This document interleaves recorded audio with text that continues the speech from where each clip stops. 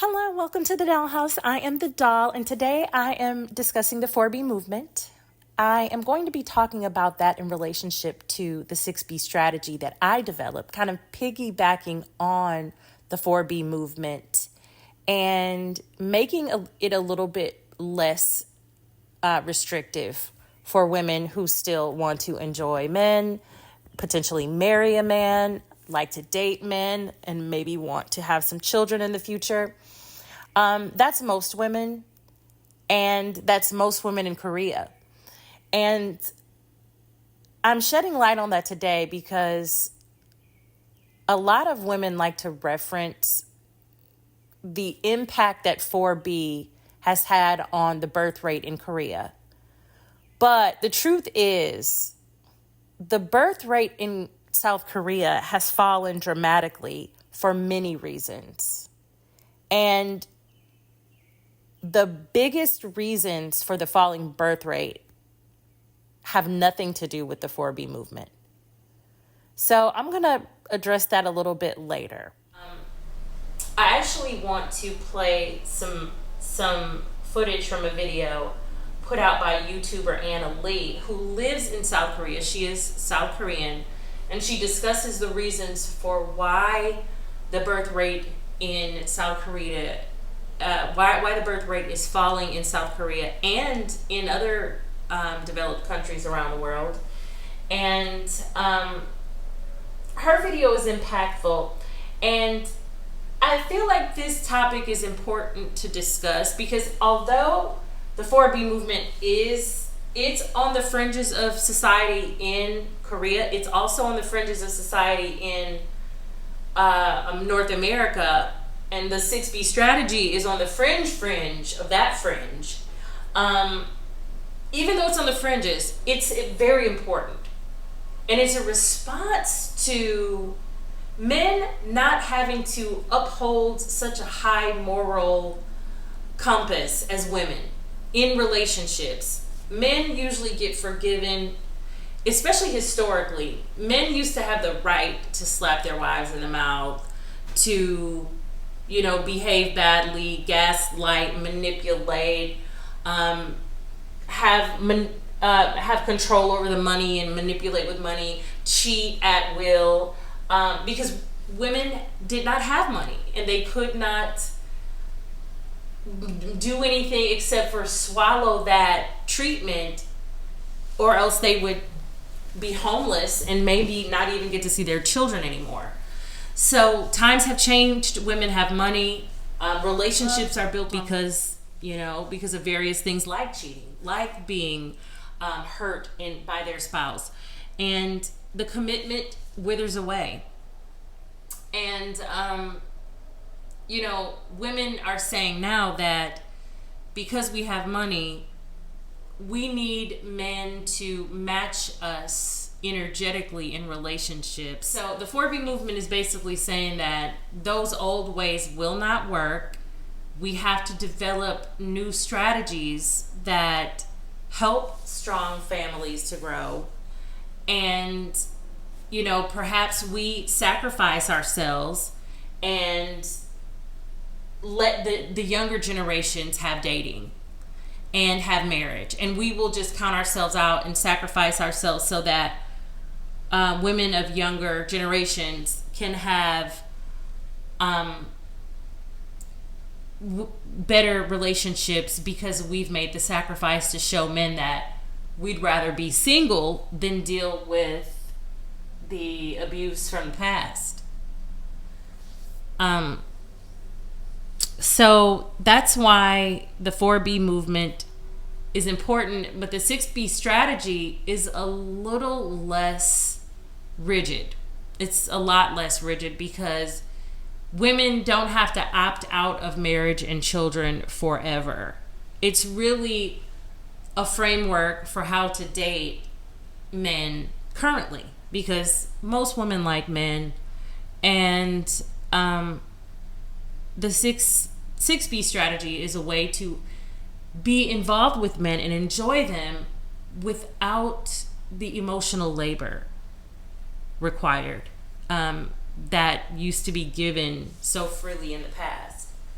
So, something does need to happen in the Western world in our romantic and familial relationships, our marriage relationships, our family building relationships, because a lot of them aren't marriage relationships, but they're sexual relationships.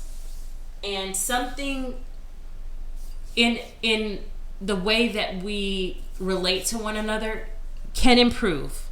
We certainly have room for improvement. And I like that we're looking at places like South Korea and examining the way they do things, because it can help us to develop our own code. At least here in the Dollhouse, we can develop our own best practices for how to do things, and like MLS women have been for centuries, continue to be a beacon of light for people in America and around the world, especially in Western countries. We can continue to help set the tone, set the pace, and be influencers. So I'm going to play some of this video by Anna Lee and share some thoughts around it. So it seems like every week there's a new article saying South Korea is doomed, nobody's getting married, and the birth rate is abysmal. And yes, that part is true, because South Korea currently holds the world's lowest birth rate at just 0.72, which is well below the average of 2 children per family needed to keep the current population going. Last year, only 230,000 babies were born in South Korea, and considering that we have a population of 51 million people, that's really not many babies at all. She mentioned France as having high percentages of children being born out of wedlock. I believe in France it's definitely more than in the United States. The United States, the percentage of births to unmarried women is 39.8% for the entire country. So almost 40% of births in the United States are out of wedlock. And in France, it's 6 out of 10 babies. So 60% of children are born out of wedlock. Anyhow, that's a major difference in culture. In the Korean culture, they believe that marriage precedes childbirth. Less than 2% of all of the babies born in South Korea are born to single mothers. So there's a huge difference in our culture. The marriage rates have declined, and that's why the birth rates have declined. The reason that the marriage rates have declined have nothing to do with the 4B movement, or very little anyway. Very little to do with any of the gender wars. And back then, marriage was something you just had to do. It just simply wasn't an option not to. It used to be the most important occasion in someone's life, and failure to do so was considered a great misfortune. But in the late Joseon dynasty, Catholicism was introduced to Korea, so the concept of the modern marriage that we know today was born. So marrying for love rather than arranged marriages. My own grandma, she got married at age 20, and so the elders discussed amongst themselves whether they would be suitable, and then they agreed. So she met her husband for the first time on the wedding day, and then went on to have 5 children with him. Isn't that crazy? So in the 1990s, Korean women would usually marry straight out of university at around age 25, but nowadays the average age for a man getting married is around 33.7 and around 31.3 for women. And an explanation for this tendency to get married later in life can be down to many factors. Both men and women want to experience more in life before settling down, travel, having fun, pursue their own dreams and accomplish things. More people are prioritizing personal freedom and individual fulfillment over traditional family structures. But I think probably the number one most important reason as to why people are not getting married right now in Korea is down to lack of money. And this is not just unique to Korea, as Gen Z and millennials from all over the world are realizing, hey, it's different from our parents' generation where they could just buy a house pretty easily, and it was also possible to support a family on one person's income. But these days, unless you're really wealthy, of course, this is just not possible anymore. The average cost of an apartment here in Seoul is around 12억, which is just shy of $1 million. And of course, if you want to live in the nicest neighborhoods, then of course you're going to have to pay in the multi-millions. So with the average salary in Seoul being around 46 million Korean won or 34K USD, a Seoulite would have to save 100% of his or her income for more than 20 years in order to buy a house in Seoul. Also in Korea, there was a long-standing custom that a man usually provides the house for the marriage. And it's the woman's job to furnish it with the necessary household items. The fridge, the furniture, TV, etc. But now, because of the insane house prices, most people are not expecting this to be the case. Also, due to traditional Korean customs and the fact that the parents are so involved with the wedding, it can be less forgiving about certain things than parents in Western families. For example, if you're from a broken home and you have divorced parents or you have many relatives who are divorced, that can be seen as a minus because they're worried that if a child that's grown up seeing divorce, then you're going to also kind of turn out the same. So, yeah, we have cultural differences that make the 4B movement here more of a cultural phenomenon because we have had such a tremendous breakdown that there is a lot of trauma. And women have adopted a radical viewpoint because what's happening in the United States, it just is not working for anyone. And so as times have changed and now women have money and want social parity with men, what women are saying is that unless men are also held to the same moral standards that women are held to, it's not worth it for us to be in marriage relationships. You know, women of the past had to put up with a lot because they needed men for survival. They had to be polite even after getting hit in the mouth, even after being, assaulted or embarrassed or, having her decisions being overridden by her husband, being gaslit, being lied to, cheated on, financially manipulated. Women have decided that they are no longer going to be the only ones upholding the moral compass in marriage. And men have to step up and pick up the mantle in order for it to be worthwhile for women. And that's what the 4B movement is really at the core trying to communicate. And perhaps there is a, generation of women who would be willing to sacrifice involvement with men so that younger generations can have a chance at partnership and rearing healthy families. Perhaps that's what needs to happen. And I'm at a phase where I'm completely content with life as it is.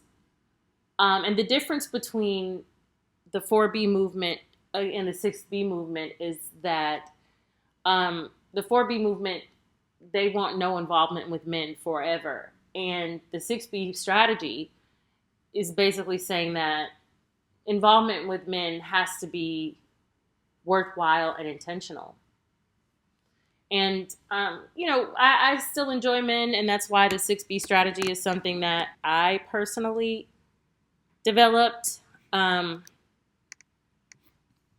So, yeah, I'm curious to know what you think about what she's shared so far. I'm going to continue to play some of this video.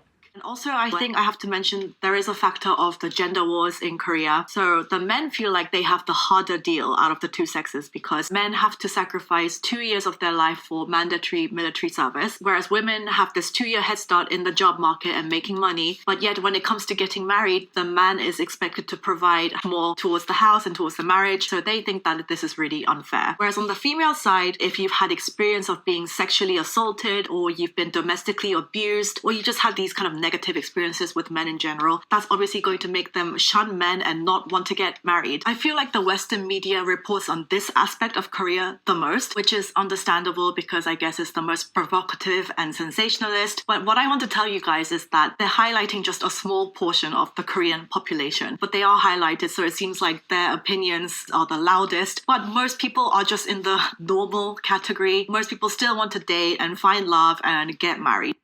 So basically what she's saying, the people in the 4B movement in Korea are very much on the fringes, and the men who would be maybe the red pill type guys, they're on the fringes as well.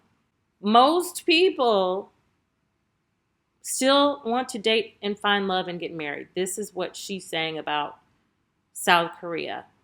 Well, I believe that romantic love is the reason for why we have so many out of wedlock births and so much deterioration to the fabric of our society, because once a person falls out of love, then they want to fall out of commitment.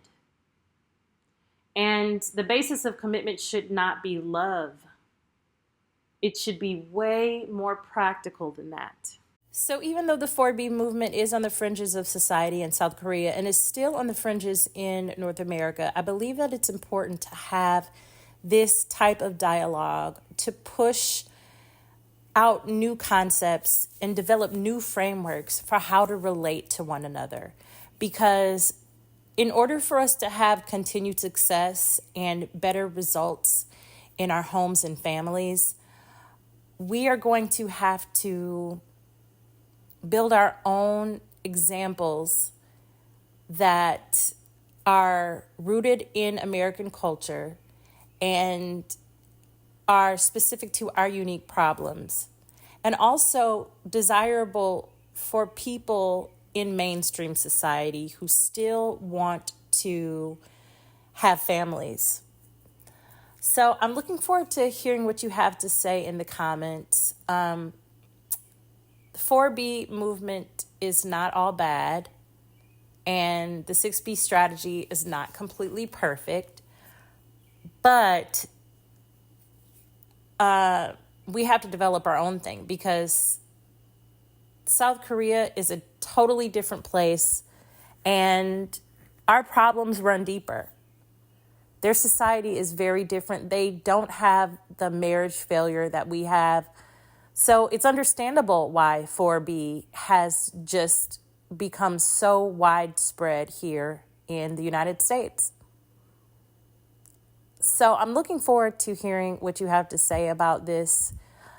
I do believe that even though that 4B is not widespread in South Korea, it's important in the United States, and it's only going to gain momentum as a concept. But it'll crash and burn unless it appeals to more people. So I'm looking forward to hearing what you have to say in the comment. Let's talk soon.